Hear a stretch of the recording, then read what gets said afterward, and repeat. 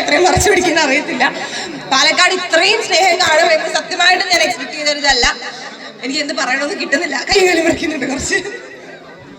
പക്ഷെ പാലക്കാടുള്ളവർക്ക് നിങ്ങൾ ഫേമസ് ആണ്, സുപരിചിതരാണ്, ഫാമിലി പോലെയാണ്. നമുക്ക് നല്ല ഇവർക്ക് കുറച്ച് കാര്യങ്ങളൊക്കെ അറിയണ്ടോ? കുറച്ച് ചോദ്യങ്ങളായിട്ട് ചോദിച്ചാലോ? ഓക്കെ, അപ്പോ എന്താണ് ആദ്യം ചോദിക്കേണ്ടത് വെച്ചാ, സീസൺ 6 അകത്തും പുറത്തൊക്കെ ഒരു കോളിളക്കം സൃഷ്ടിച്ചൊരു സീസൺ തന്നെയായിരുന്നു അല്ലേ? അതിന്റെ ഉള്ളിൽ കോളിളക്കം സൃഷ്ടിച്ച 2 ആൾക്കാരും കൂടെയാണ് നിങ്ങള്, ലൈക്ക് ഇൻ പോസിറ്റീവ് സെൻസ്. അപ്പോ നിങ്ങൾക്ക് പുറത്തു വന്നതിന് ശേഷം ഒരുപാട് നെഗറ്റിവിറ്റി കേട്ടിട്ടുണ്ടാവാം, പോസിറ്റിവിറ്റിയും കേട്ടിട്ടുണ്ടാകാം. പോസിറ്റിവിറ്റി ഇപ്പൊ തന്നെ കണ്ടില്ലേ, ഒരുപാട് പേര് നിങ്ങളെ സ്നേഹിക്കാനുണ്ട്. അപ്പോ ഈ നെഗറ്റിവിറ്റിയും കാര്യങ്ങളും ഇതൊക്കെ നിങ്ങൾ എങ്ങനെയാണ് തരണം ചെയ്തത്? അതിനുള്ളൊരു മോട്ടിവേഷൻ വേണമല്ലോ, അതെങ്ങനെയായിരുന്നു?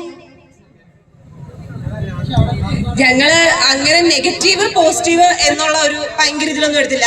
ഇപ്പൊ എന്നോട് ഗബ്രി ഒരു വട്ടം പറഞ്ഞുള്ളൊരു കാര്യമാണ്, നിനക്ക് ഭയങ്കര പോസിറ്റീവ് കിട്ടിയെന്ന് പറഞ്ഞത് ഞാൻ ഒരുപാട് എന്താ പറയാ സന്തോഷിച്ച് ഭയങ്കര ഇതും ആവരുത്, എന്നാൽ നെഗറ്റീവ് ഉണ്ടെന്ന് പറഞ്ഞ് ഡിപ്രസ് ആവുകയും ചെയ്യരുത്, ഗ്രൗണ്ടഡ് ആയിട്ട് എപ്പോഴും നിൽക്കുക എന്നുള്ളത്. സോ അത്ര ഇതിലേ ഞാൻ എടുത്തിട്ടുള്ളൂ. എന്താ നെഗറ്റീവില് ഭയങ്കര സങ്കടപ്പെടാനും നിന്നിട്ടില്ല, പോസിറ്റീവില് ഭയങ്കര സന്തോഷിക്കാനും നിന്നിട്ടില്ല. ഒരു മീഡിയം സ്റ്റേജിൽ അങ്ങനെ പോകുന്നു.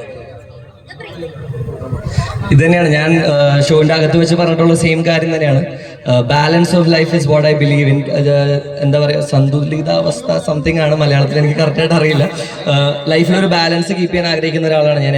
ഒരുപാട് സന്തോഷം ഉണ്ടായി കഴിഞ്ഞാൽ നമുക്ക് സന്തോഷത്തോട് മടുപ്പ് തോന്നും, വിഷമം മാത്രമായി കഴിഞ്ഞാൽ നമ്മൾ ഡിപ്രസ്ഡ് ആവും. അപ്പൊ രണ്ടിന്റെയും ഇടയിൽ ഒരു ബാലൻസിൽ ഒരു സന്തോഷം ഉണ്ടായി കഴിഞ്ഞാൽ ഒരു വിഷമം ഉണ്ടാവുന്നതിൽ നമുക്ക് പ്രത്യേകിച്ച് പ്രശ്നമൊന്നും ഉണ്ടാവില്ല എന്ന് വിശ്വസിക്കുന്ന ഒരാളാണ് ഞാൻ. പിന്നെ എന്തെങ്കിലും ആത്മാർത്ഥമായിട്ട് നമ്മൾ ആർക്കെങ്കിലും എന്തെങ്കിലും ചെയ്തു കൊടുത്തിട്ടുണ്ടെങ്കിൽ ദൈവം ഏതെങ്കിലും ഒരു അവസരത്തിൽ ഉറപ്പായിട്ടും നമുക്ക് നല്ലത് തന്നെ തിരിച്ചു തരും എന്ന് വിശ്വസിക്കുന്ന ഒരാളും കൂടിയാണ് ഞാൻ. അപ്പോൾ നെഗറ്റീവ് ഉണ്ടായിട്ടുണ്ടെങ്കിലും ഒരിറക്കം കഴിയുമ്പോൾ ഒരു കയറ്റം എന്തായാലും വരും.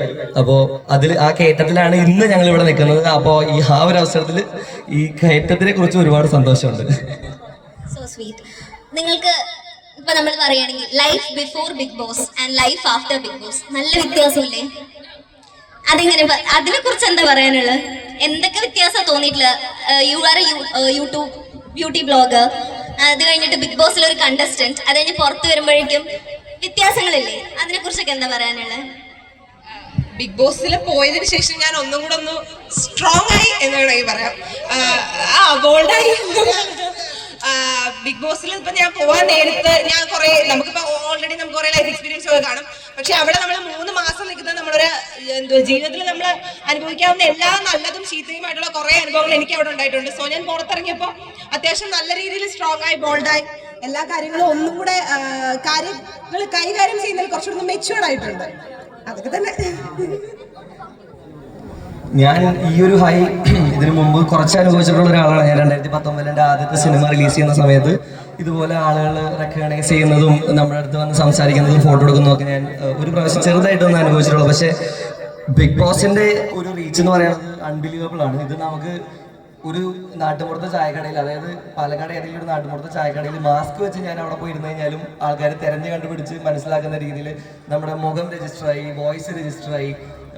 അപ്പോൾ അങ്ങനെ ഒരു ഇതിൽ നമുക്ക് ആ ഒരു റെക്കഗ്നിഷനാണ് ഏറ്റവും വലിയ ഡിഫറൻസ് ആയിട്ട് എനിക്ക് ബിഗ് ബോസിൽ നിന്ന് തോന്നിയിട്ടുള്ളത്. പിന്നെ കുറച്ച് പേര് സ്നേഹിച്ചു കൊടുത്തപ്പോൾ ഒരുപാട് പേര് സ്നേഹിക്കാനും, കുറച്ച് പേര് കല്ലെറിഞ്ഞു കൊടുത്തപ്പോൾ ഒരുപാട് പേര് കല്ലെറിയാനും ഉണ്ട്. So that's the perks and downsides of being on Bigg Boss. അപ്പോ മൂവീസിനെ പറ്റി പറഞ്ഞല്ലോ, ജസ്റ്റ് തുടക്കമല്ലോ. അപ്പൊ ഇനി പുതിയ മൂവീസ് പത്നി പുരാണം അത് വരുന്നുണ്ട്, ബാക്കിയുള്ള മൂവീസ്, കമ്മിറ്റ്മെന്റ്സ്, അതിനെ കുറിച്ച് എൻ്റെ ഇനി അടുത്തതായിട്ട് ഏറ്റവും ഞാൻ ആൻറ്റിസിപ്പേറ്റ് ചെയ്തിരിക്കുന്ന ഒരു സിനിമ ഞാൻ ഹിന്ദിയിൽ ചെയ്തൊരു പടമാണ്. ഞാൻ ത്രൂ ഔട്ട് ഹിന്ദിയിൽ ലീഡായിട്ടൊരു പടം ചെയ്ത് വെച്ചിരുന്നു ബിഗ് ബോസിൽ പോകുന്നതിന് മുമ്പ്. അതൊരു ഇന്റർനാഷണൽ ഫിലിം ഫെസ്റ്റിവലിലേക്ക് അയക്കാൻ വേണ്ടി ഞങ്ങൾ ചെയ്തൊരു സിനിമയാണ്. മറാഠി ക്യാരക്ടറാണ് ഞാൻ ചെയ്തിട്ടുള്ളത്. അതാണ് ഇനിയിപ്പോൾ ഏറ്റവും കൂടുതൽ പ്രതീക്ഷയോടെ ഞാൻ കാത്തിരിക്കുന്ന സിനിമ. കാരണം ഞാൻ ഒരുപാട് സ്ട്രഗിൾ ചെയ്ത് അഭിനയിച്ചൊരു സിനിമയാണ്.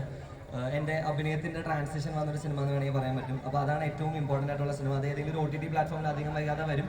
പിന്നെ ഞങ്ങൾ ബുസാൻ, സൺഡാൻസ് എന്നൊക്കെ പറഞ്ഞിട്ട് കുറച്ച് ഇന്റർനാഷണൽ ഫിലിം ഫെസ്റ്റിവലിലേക്കും ഇന്ത്യയിൽ കുറച്ച് ഫിലിം ഫെസ്റ്റിവലിലേക്കൊക്കെ അയച്ചിട്ടുണ്ട്. അപ്പോൾ അത് ഒന്ന് സെലക്ട് ആയി കഴിഞ്ഞിട്ടുണ്ടെങ്കിൽ അതിൽ നിന്ന് രക്ഷപ്പെടും. മലയാളത്തിൽ പിന്നെ ഒരു വെബ് സീരീസ് ഞാൻ ചെയ്തിട്ടുണ്ട്, ഒരു സയൻസ് ഫിക്ഷൻ വെബ് സീരീസ് ചെയ്തിട്ടുണ്ട്. പിന്നെ പത്നി പുരാണമാണ് ഏറ്റവും ലേറ്റസ്റ്റ് റിലീസ് ആയിട്ടുള്ളത്. പത്നി പുരാണം ഒരു ഫീച്ചർ ഫിലിമാണെന്ന് വെച്ചാൽ അല്ലാതെ ഒരു ചെറിയ കുറച്ച് പേരുടെ ഒരു കൂട്ടായ്മയിൽ ഉണ്ടായ ഒരു സിനിമയാണ്. ഷോർട്ട് ഫിലിമായി തുടങ്ങി പിന്നെ ഒരു ഫീച്ചർ ഫിലിമിൻ്റെ ഏകദേശം ലെങ്ത്തിലേക്ക് എത്തിയ ഒരു സിനിമയാണ് പത്നി പുരാണം. അത്രയൊക്കെയാണ് സിനിമയിലെ വിശേഷങ്ങൾ. പിന്നെ എൻ്റെ അടുത്ത സിനിമ ഇത് ഞാൻ ഇപ്പൊ പറയണ്ടെന്ന് വിചാരിച്ചൊരു കാര്യമാണ്. എൻ്റെ അടുത്ത സിനിമ ഈ വരുന്ന 16-ാം തീയതി സ്റ്റാർട്ട് ചെയ്യും. ഞാൻ ഹീറോ ആയിട്ടല്ല, പക്ഷേ ഒരു നല്ല പ്രൊഡക്ഷനിലുള്ള നല്ലൊരു സിനിമയാണ്. നല്ലൊരു ക്യാമിയോ ക്യാരക്ടറായിട്ടാണ് വരുന്നത്. So that is the next project. പിന്നെ എൻ്റെ ലീഡായിട്ടുള്ള സിനിമകളുടെ ഡിസ്കഷൻസ് നടക്കുന്നുണ്ട്. അധികം വൈകാതെ ദൈവം സഹായിച്ചിട്ടുണ്ടെങ്കിൽ ഈശ്വരൻ്റെ അനുഗ്രഹത്തിൽ നടക്കുമെന്ന് പ്രതീക്ഷിക്കുന്നു. അപ്പൊ എല്ലാത്തിനും ഓൾ ദ ബെസ്റ്റ്.